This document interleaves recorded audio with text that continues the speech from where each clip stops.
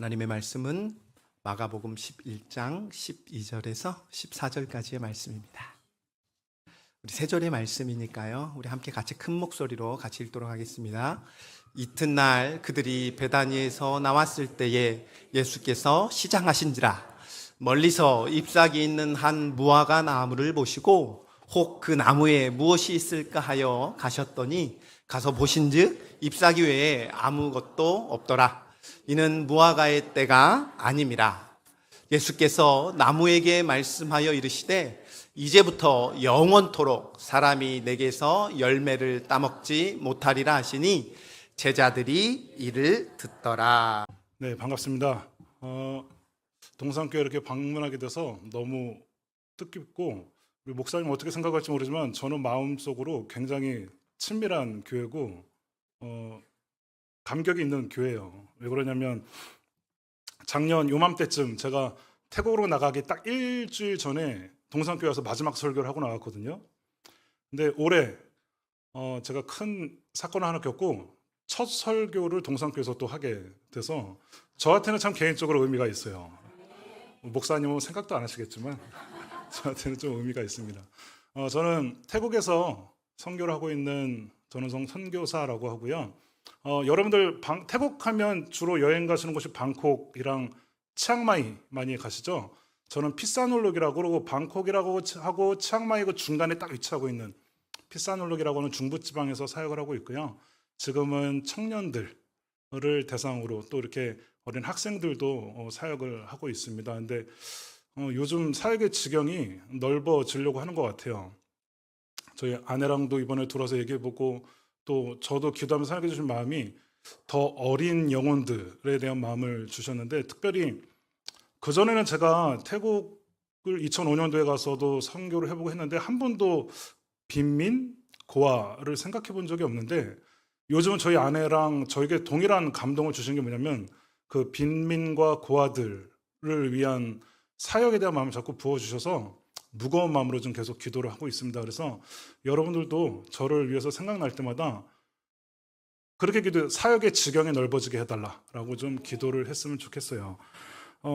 제가 사실은 작년 말쯤 한국에 잠깐 들어왔었습니다. 그래서 그때는 이제 눈이 좀 갑자기 안 좋아져가지고 눈을 좀 치료하려고 잠깐 들어왔는데 잠깐이면 될 거라고 생각을 해서 파송교회에다도 연락을 안 했고 우리 박혜인 목사님께도 따로 연락을 드리지 않고 몰래 들어왔어요. 몰래 들어와서 한 달, 한 5주 정도, 5주 잘 치료받고 이제 1월 11일쯤 이제 출국할 티켓을 끊어놓고 태국 갈 때 필요한 짐들을 이제 막 사는 중이었어요. 근데 어느 날 주일날 아침이었습니다. 주일날 아침 7시에 눈을 딱 떴는데 가슴이 너무 아픈 거예요. 눈을 딱 떴는데 가슴이 너무 아파. 근데 이 느낌이 꼭 어떤 느낌이냐면 그 역류성 식도염 걸렸을 때 여기가 콱 쑤시는 그런 느낌이에요. 그래서 이거 어제 야식을 먹고 잤더니 역류성 식도염이 걸렸구나 해가지고 혼자서 이제 막 물도 마셔보고 안지락떨어져 하다가 한 20분을 그렇게 했는데 어느 순간 땀이 막 비오도 쏟아지더라고요. 그래서 이거는 병원 가야 되는 건가 보다 하고 혼자서 택시를 잡아 타고 병원 응급실을 찾아갔습니다. 그래서 제가 이러는데 가슴이 아프고 숨이 잘 안 쉬어지고 식은땀이 나요 까지 얘기하고 기억이 없어요. 그렇게 얘기하고 응급실 앞에서 쓰러졌고 이제 의사들이 거기서 응급실에서 조치를 해가지고 했는데 급성 심근경색이라고 해서 저희 심장을 감싸는 혈관이 3개가 있는데 그중에서 심장의 70%를 담당하는 가장 굵은 혈관이 100% 막혔다라고 해서 급하게 시술을 하고 살았습니다. 근데 여러분들 제가 간증하고 싶은 것은 한 주만 전에 아팠어도 저는 천국에 갔을 거예요. 왜냐하면 그 한 주 전에는 서울에 있는 다른 교회 초빙을 받아서 제가 말씀을 전하러 가는 거라 아마 새벽에 일어나서 주일날 아침에 아팠어도 참고 교회를 가야지라고 했었을 건데 그 다음 주에 이제 제가 스케줄은 없었을 때 그랬고 제가 원래 병원을 잘 안 가는데 정말 이 느낌이 있더라고요. 이거는 가야 된다라는 느낌이 있었고 다행히 의사가 또 병원 근처에 사는 그 센터장에 와가지고 시술을 해줬는데 이 얘기를 자기가 25년 동안 이 심장혈관 센터를 운영했는데 지금 제 케이스에서 혼자서 걸어와서 사는 사람은 자기는 지금 처음 봤다라고 얘기를 합니다. 그래서 지금 제 거 같은 경우는 가장 굵은 양이 딱 막히면 40분 안에 사망을 하는 게 50%. 그리고 가족들에 의해서 발견돼서 병원에 와도 70% 정도가 죽어서 도착하는데 혼자서 지내는 제가 혼자서 병원까지 찾아가 응급실에서 증세까지 다 얘기하고 갔다라는 것도 신기하고 이게 정말 하나님의 은혜가 돼요. 전날 밤에 자기 전에 뉴스를 봤더니 어떤 게냐면 응급실 뺑뺑이 뉴스를 제가 봤어요. 119를 타고 막 응급실을 뺑뺑이 돈다는데 그리고 그 다음날 아침에 제가 그 병원에 가겠다고 119 번호를 눌렀는데 그 뉴스가 딱 생각나는 거예요. 어젯밤에 본 게. 그러면서 그 아나운서가 마지막으로 여러분 차라리 가까운 병원에 있으면 직접 가셔야 됩니다. 이렇게 한 거예요. 응급실이 이게 119를 타고 응급실을 뺑뺑이를 돌릴 수 있으니까 환자가 응급실에 도착하면요 병원은 받아줄 수밖에 없대요. 그래서 그 뉴스를 전날 하나님께서도 보게 해주셔서 그 다음날 주일날 아침 새벽에 가서 잘 치료를 받고 여러분 앞에 이렇게 건강하게 서 있습니다. 그래서 저에게는 제 2의 삶의 첫 시작의 설교를 동산교에서 지금 하고 있습니다. 제가 이렇게 말씀드리는 것은 부족한 사람이 오늘 이렇게 첫 설교하니까 마음껏 은혜를 변화해서 받으시라고 부탁드릴 말씀이에요. 자, 오늘 본문 말씀을 가지고 여러분들께 나의 때, 하나님의 때라는 제목으로 은혜를 좀 나누기 원합니다. 여러분들 모든 사람에게는요 각자에게 맞는 때라는 것이 있습니다. 학생이라면 무엇을 할 때가 있냐면 공부할 때가 있어요. 제가 우리 애들에게 항상 또 이게 하면 안 되는데 저희 애들이 설교할 때 가장 싫어하는 게 자기 가족 얘기하는 건데 학생으로서 제가 항상 공부할 때가 있어. 공부도 그때만 하는 거야 라고 하는데 모든 사람에게는요 때가 있어요. 학생에게는 공부를 해야 될 때가 있고요. 또 일을 해야 될 때가 있고요. 돈을 벌어야 될 때가 있고요. 배가 고프면 밥을 먹어야 할 때가 있고 쉬어야 할 때는 또 쉴 때가 필요합니다. 여러분들 이 때라는 것을 잘 지키지 않으면요 우리는요 많은 손해를 보기도 하고 또 많은 기회를 놓치기도 한다라는 것입니다. 공부해야 될 때를 놓치면 여러분들 어떤 영향을 받게 되면요 시간적인 손해는 물론 내 장래일에도 영향을 줄 수 있다라는 거예요. 내가 공부를 해서 내가 원하는 대학교에 가고 내가 원하는 학과에 갈 수 없게 되면 내 장래의 비전의 문제까지도 영향을 끼칠 수도 있다라는 것입니다. 또 일을 해야 될 때를 놓치면요 여러분들 일을 하고 싶어도 하지 못하게 되는 상황도 벌어질 수 있다라는 것입니다. 우리 젊은 청년분들 또 계신데 연애도 마찬가지예요. 연애도 때가 있는데 어떤 때가 있냐면요 제가 연애를 해보니까 연애는 때가 제일 많은 것 같아요. 배려해야 될 때가 있고요. 양보해야 될 때가 있고요. 또 이해를 해야 될 때가 있고요. 선물을 줘야 될 때가 있고요. 고백해야 될 때가 있습니다. 여러분들 이런 시기를 놓치면요 연애는 깨어지는 것을 또 보기도 한다라는 것이에요. 그래서 세상에서는 어떤 말을 쓰냐면 인생은 곧 타이밍이다 라는 얘기들도 많이 한다라는 것이에요. 여러분들 우리 믿는 신앙인에게도요 이 말씀 반드시 기억을 해야 된다는 것이에요. 신앙인들 인생에서도요 이 타이밍, 이 때라는 것이 얼마나 중요한지 아마 신앙생활을 쭉 해오신 분들은 이미 이해를 했을 거예요. 근데 우리 이제 시작하는 분들은 이게 뭔 소리야 라는 걸 수도 있습니다. 그런데 우리 신앙생활에서도 이 때가 얼마나 중요한지 여러분들이 좀 알았으면 좋겠습니다. 앞서 제가 말씀드렸듯이 사람의 때를 제가 얘기하고 있는데 사람의 때도요 그 시기를 놓치고 기회를 놓치면요 손해를 보고 대가를 치르게 된다라고 했습니다. 그런데 사람의 때도 이렇게 중요해요. 그리고 사람의 때라는 것도 큰 영향을 미쳐요. 그런데 여러분들 생각해 보세요. 만물의 창조주 되시고 만물의 주관자 되시는 하나님의 그 때라는 것을 놓치면 과연 어떻게 되겠느냐라는 것이에요. 사람의 때도 놓치면 큰 손해를 입고 큰 피해를 얻는데 여러분들 하나님의 때라는 것을 놓치면 우리는 어떤 손해를 겪겠느냐라는 거죠. 이거는 생각조차 하기도 어렵고요. 생각만 해도 소름이 돋을 정도로 무서운 일이다라는 것입니다. 하나님의 때는요. 우리 사람의 때와는 비교할 수 없을 만큼 중요할 것입니다. 자, 오늘 본문에 보면요. 무화과 나무가 등장해요.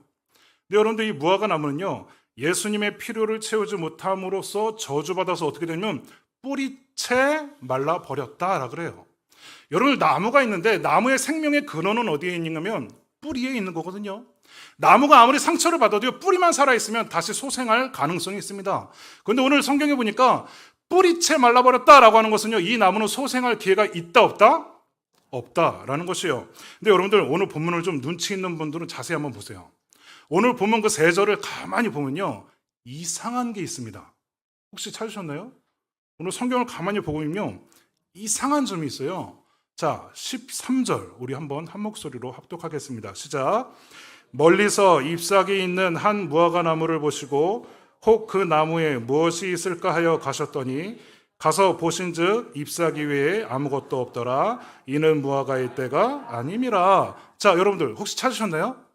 자, 지금 13절에서 이상한 거 뭐죠? 네, 정답이에요.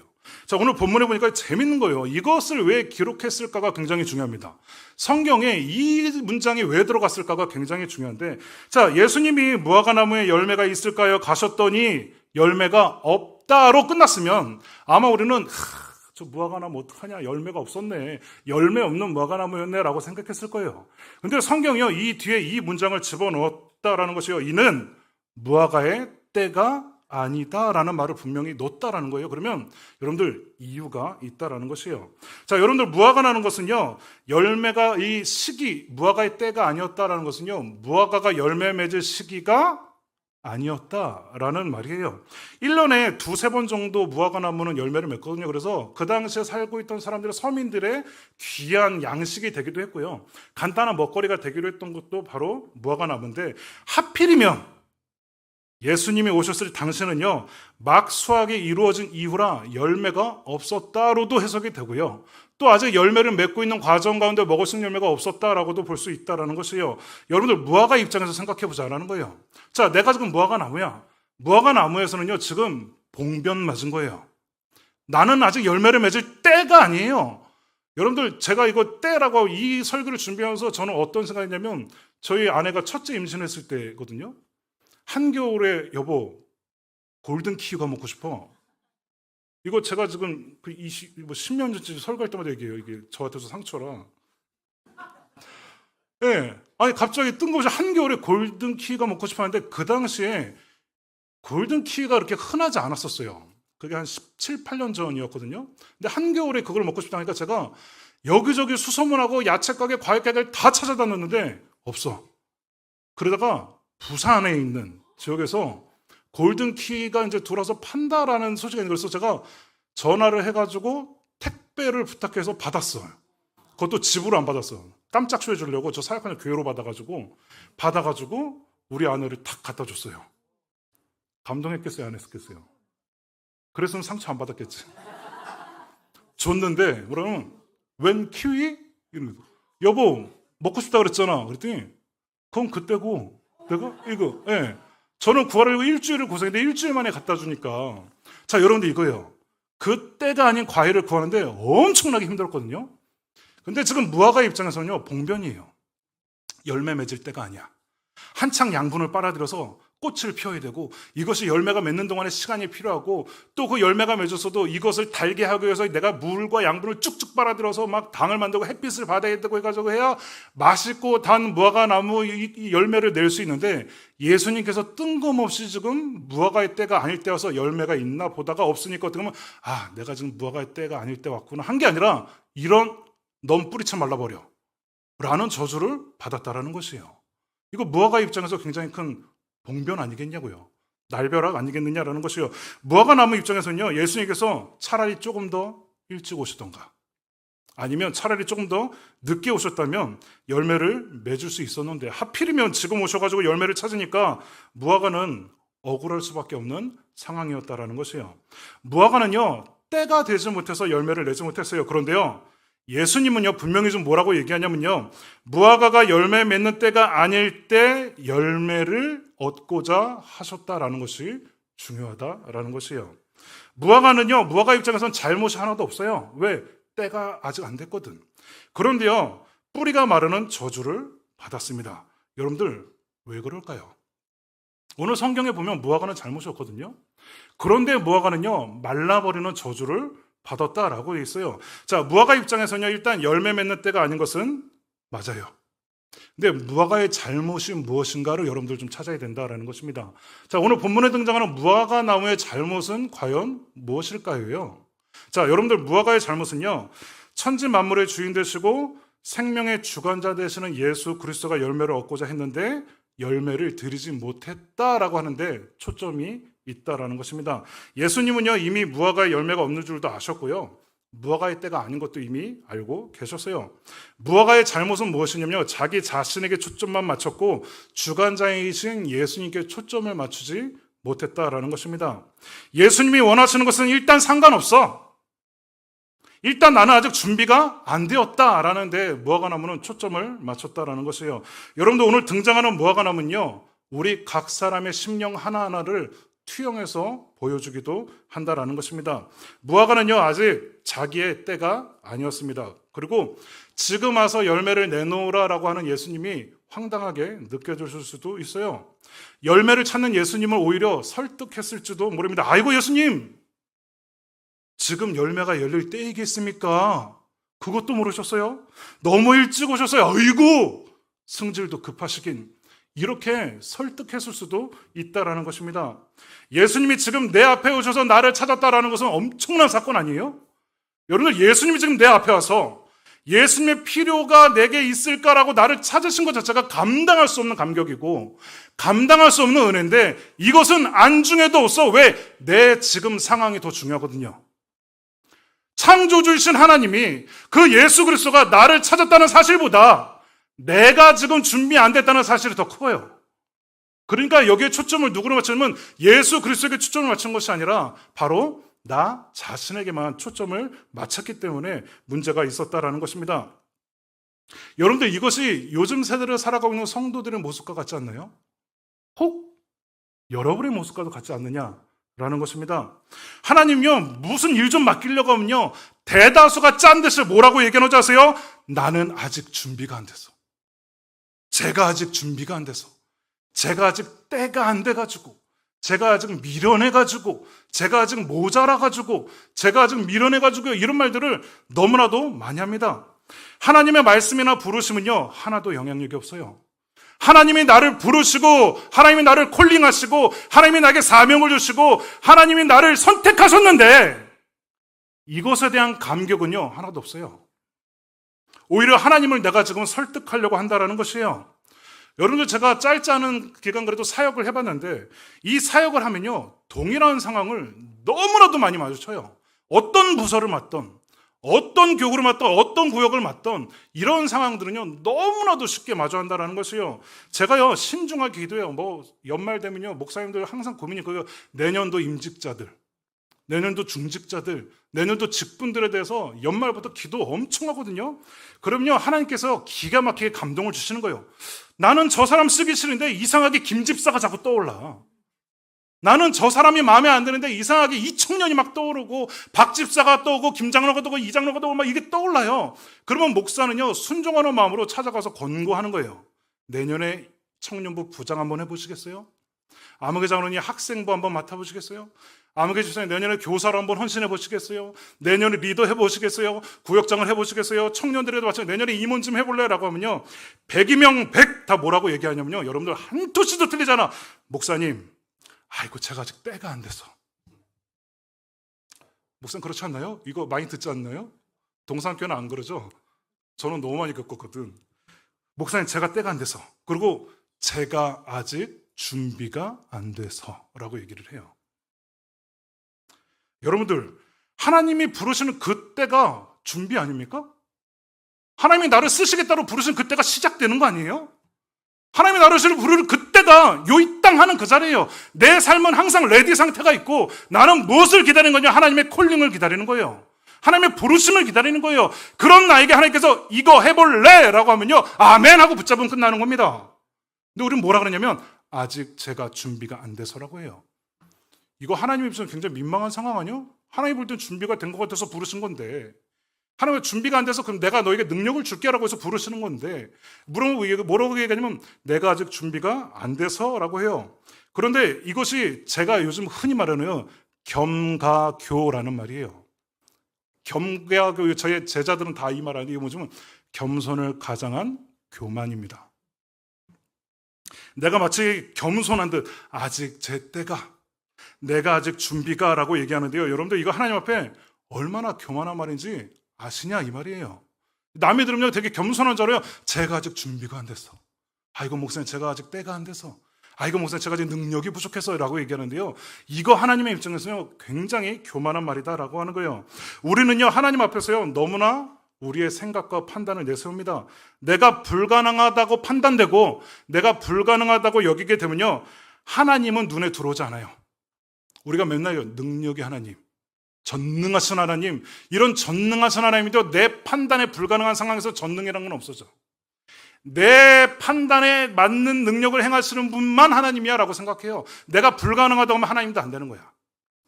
내가 이거는 어렵겠다라고 하면 하나님도 못하는 거야. 이게 무의식적으로 깔리니까 뭐라고 얘기하냐면요, 내 판단 빡 돌려보고 통 빠고 굴린데 뭐라고 하면 안 되겠다 싶으면 안 돼, 아직은 때가 아니라, 아직은 준비가 안 됐다라고 표현을 한다라는 것이에요.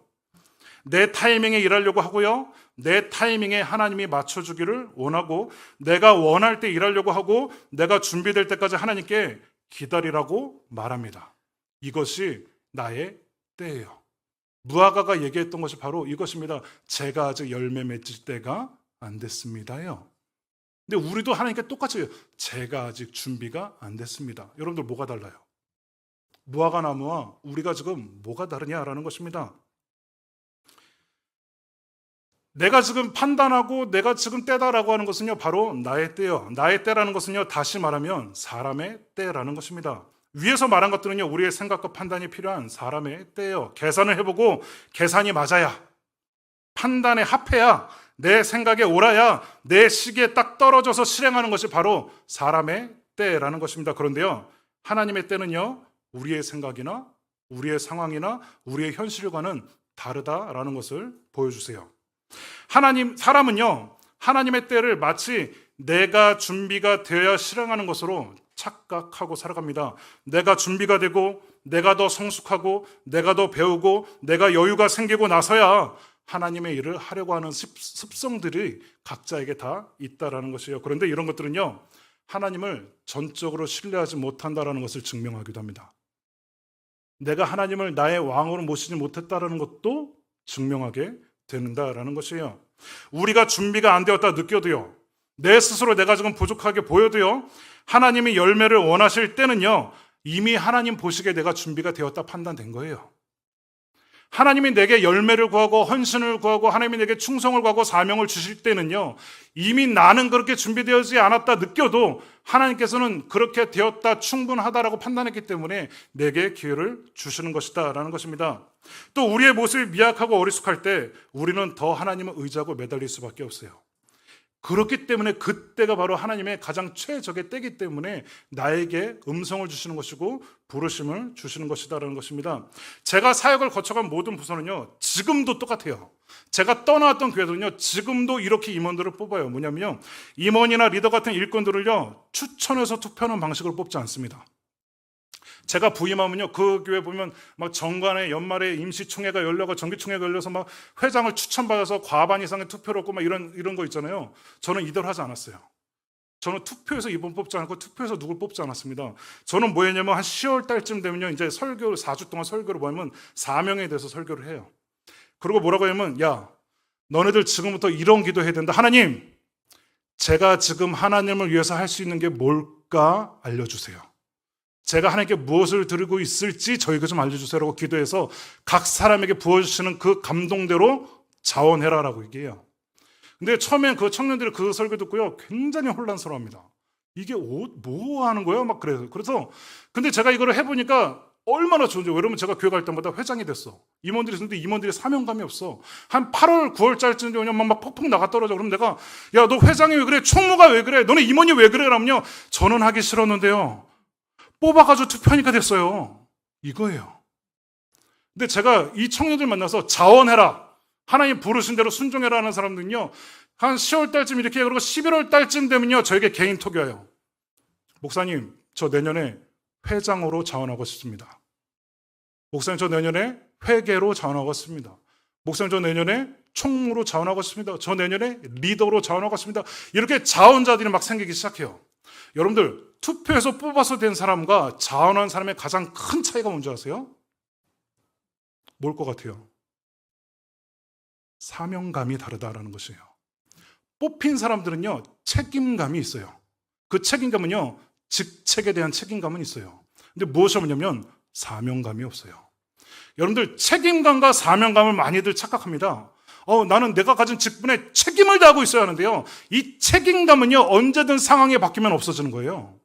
근데 이 사명감이라는 거, 하나님이 나를 부르셨고 내가 그 가운데 응답해서 이 자리에 있는 거라는 사명감은요, 상황이 어떻게 돼도 변하지 않는 거예요. 어떤 문제가 생기고 어떤 어려움이 생겨도 그 자리를 지킬 수 있는 것은 책임감이 아니라 사명감으로만 가능하거든요. 청년들이 이렇게 하다 보니까요, 변화가 되기 시작해. 힘든 상황에 막 퍽퍽 나자빠지고 도망가던 애들이, 여러분들 사명감 하나 갖고 한 애들이 힘들어도 꿋꿋이 버티고 있어요. 그 애들을 면담할 때마다 걔네들 입에서 나오는 것이 그래요. 목사님, 기도할 때마다 제가 너무 부족한데요, 하나님께서 쓰시고자 하시는 것을 느꼈어요. 저는 부족한데 하나님께서 쓰시고자 하니까 순종하려고요. 여러분들, 이러니까요, 부서가 달라지는 거예요. 그전에는 임원들이 책임감을 가지고 그냥 했었는데 이제는 사명감을 가지고 어떤 마음이 생기면 영혼 사랑이 생기는 거예요. 영혼 구원에 대한 열정이 생기고 영혼 구원에 대한 마음이 생기고 예수 그리스도의 눈으로 이 영혼들을 바라보게 되니까 그냥 하나의 프로그램 돌아가서 지나가는 그런 청년부가 아니라, 그런 학생부가 아니라, 어떻게 하면 영혼 구원을 할 수 있을까라는 것으로 초점이 바뀌는 거예요. 어떻게 하면 영혼을 사랑할 수 있을까로 초점이 바뀐다라는 것이요. 여러분들, 무화과는요, 나름대로 더 좋은 것을 하나님께 드리고자 했을 것이에요. 예수님, 조금만 기다리시면 나의 열매가 익을 때가 오는데요, 그때 제가 어느 나무보다 맛있는 열매를 내어드릴게요. 조금만 더 기다리시면 최고의 당도를 보장할게요. 조금만 더 기다려 지금보다 더 나은 것을 드릴게요. 더 훌륭한 것을 내어드릴게요 하면서요, 이미 예수님이 오셔서 찾으려고 했을 때 뿌리로 쭉쭉 빨아들이고 있을 수도 있었을 거야. 조금만 기다리세요. 내가 맛있는 열매를 드릴게요 했을 거예요. 그런데요, 예수님은요, 나중에는 그 열매가 필요치 않으셨다라는 것이에요. 지금 예수님 무엇이 필요하면 지금 당장 예수 그리스도의 필요를 채울 자가 필요했다라는 것입니다. 여러분들, 이 때를 놓치지 않길 바라요. 하나님이 나를 부르실 그때, 하나님이 나에게 사명을 주시는 그때, 하나님이 나에게 기회를 주시는 그때를 붙잡는 성도들이 되기 주님의 이름으로 부탁드립니다. 창조주가 원하시는 그 순간이 내 입에서 나오는 말 하나예요. 제가 좀 부족해서가 아닙니다. 여러분들, 어떤 말이 나와야 돼요? 아멘이면 끝나는 거예요. 내가 능력이 부족해. 그러기 때문에 하나님 시키셨으니까 책임져 주세요. 내 삶 좀 책임져 주세요. 내 인생 책임져 주세요. 부족한데 하나님께서 맡기셨으니까 저는 순종했습니다. 그러니까 제 인생 책임져 주세요.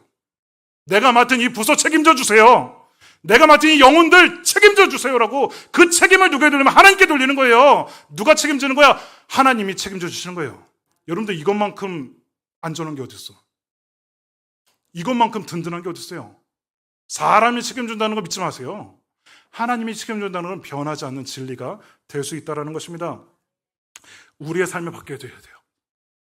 내 초점이, 내 생각이, 내 상황이, 내 환경이 전적으로 하나님을 향해 있는가, 아니면 나를 중심으로 향해 있는가를 점검해 보셔야 된다는 것입니다. 내가 준비가 되고 안 되고는요, 누가 판단하냐면 하나님이 판단하실 문제예요. 하나님, 지금 말고 나중에 제가 더 준비되고 더 공부하고 더 성장하고 더 믿음 생활하고 더 성숙하고 더 나은 모습으로 열매를 드릴 테니까 기다려 주세요 하면요, 하나님의 그때 가서는 내가 필요치 않을 수도 있다라는 것입니다. 뿌리채 말라버린 무화과 나무처럼 여러분도 지금은 나의 때가 아니에요. 나중에 할 거라는 마음이 있다면요, 그땐 여러분들도 무화과 나무처럼요, 뿌리가 말라버릴 수도 있다라는 것입니다. 나중에는요, 기회 자체가 없을 수도 있다라는 것이에요. 제가 신학교에 입학하고요, 제 스스로 다짐했던 게 있습니다. 나는 학부 때는 절대 전도사 안 나간다. 여러분, 제가 많은 전도사님들, 그래도 막 학생 때부터 막 청년부까지 만나봤는데, 이게 좀 너무 젊으신 분들, 막 22살 막 이런 분들이 오시면 제가 볼 때 별 수준 차이를 못 느꼈어요. 그때 교만해서. 그래서 제가 신학교를 입학하자마자 다짐한 게, 나는 절대 학부 때는 전도사 안 나간다. 대학원까지 졸업하고 내가 설교하기 완성이 되고 성경의 지식이 쌓이고 내 능력이 되면 내가 나를 믿을 수 있을 때, 그때 나는 전도사를 하겠다라고 선포를 하고 신학교로 갔어요. 근데 여러분들, 사역의 지경이 막 열리는 거예요. 그때 제가 그러면, 하나님, 지금은 제 때가 아닙니다. 똑같이 기도했어요. 하나님, 저는 아직 준비가 안 됐습니다. 저 지금 전도사 안 나갑니다. 그래서 국내에서 막 사역지 요청이 들어오고 누가 저에게 소개를 했죠. 제가 그러면 저는 아직 제 때가 아니라서 그래서 다 고사했어요. 다. 그런데요, 어느 날 제가 이렇게 하고 있는데 하나님이 이런 마음으로 어느 날 밤에 딱 기도를 했거든요. 그래서 또 한 교회에서 요청이 왔길래 또 기도한 거예요. 하나님, 제 때가 아니에요. 저거는 저보다 더 나은 사람이 갈 수 있도록 도와주세요라고 했는데 이게 남이 들으면 얼마나 겸손한 말이에요. 멋있지 않나요? 좋은 자리가 있는데 하나님 저 말고 더 능력 있는 사람이 가게 해주세요라고 기도하는 거 되게 겸손하지 않나요? 나만 그렇게 생각하나요? 근데 그때 하나님이 저에게 뭐라고 하셨냐면 교만한 자라는 마음을 주시는 거예요. 그러면서 저에게 음성을 주셔서 정말 아직도 또렷해. 그래? 너 준비되는 그때 돼서 내가 너 안 쓰면 너 어떡할 거야? 이거예요. 그래? 너 대학원 때 전도사 나간다고? 대학원 때 내가 너 전도사로 안 쓰면 어떡할 거야? 그러면서 저에게는 잊혀지지 않는 숫자 얘기하시는 거예요. 야, 은성아, 너 말고도 내 일을 할 사람이 네 뒤에 7,000명이나 있는데, 와, 저는 이 숫자가 이렇게 소름 끼치는 줄 처음 알았어. 야, 네 뒤에 내 일을 할 사람이 7,000명이나 있는데 그때 돼서 내가 과연 너를 쓸까라고 하는데 제가 입이 그냥 딱 다물어지는 거예요. 그리고 네, 그러면 열어주는 사역지로 가겠습니다 했더니 웬걸? 쓰레기차 피했더니 똥차를 만났어. 국내 사역을 제가 다 고사하고 아직 제 때가 아니면데 하나님이 이런 경고를 하셔. 네, 그럼 들어오는데 나가겠습니다. 근데 그것이면 태국 치앙마이 한인연합교회 첫 제 전도사가 그래서 선교지였어요. 그리고 그때도 저는 선교의 마인드가 없었는데 지금 선교사가 됐잖아요. 예. 세상 말로 하면 쓰레기차 피하고 똥차 만난 거고 저의 개인적으로 보면 제 비전이 확정되는 순간이었다라는 것입니다. 여러분들 중요한 것은요. 내가 아니에요. 중요한 것은요. 하나님께서 부족하고 미련하고 모자란 날 찾아주셨다는 그 사실 하나입니다. 나에게 사명을 주셨다는 사실, 나를 쓰시고자 한다는 사실이 중요한 것이지 내가 준비되고 안 되고는요. 하나님 앞에 아무 소용이 없다라는 것입니다. 내가 갖춰야 할 것은요. 교만이 아니라 아멘이라고 할 수 있는 순종입니다.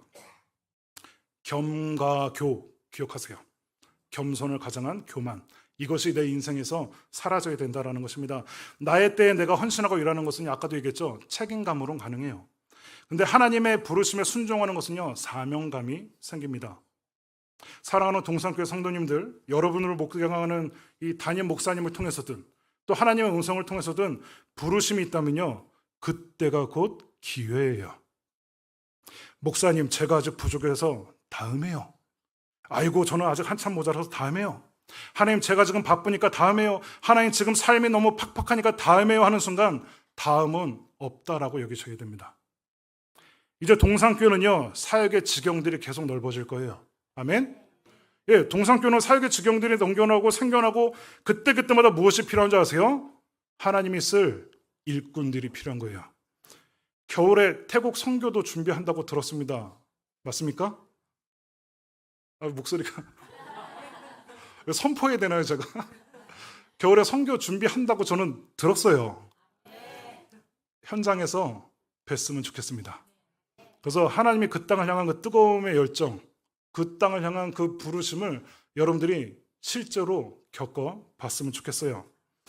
그때마다 사역의 지경이 넓어지고 여러 환경이 바꾸고 교회에서 일꾼이 필요할 그때마다 여러분들, 무화과 같은 여러분들에게 무엇이 있냐면요. 하나님의 부르심이 있을 것입니다. 그때 이것을 잊지 마시기 바랍니다.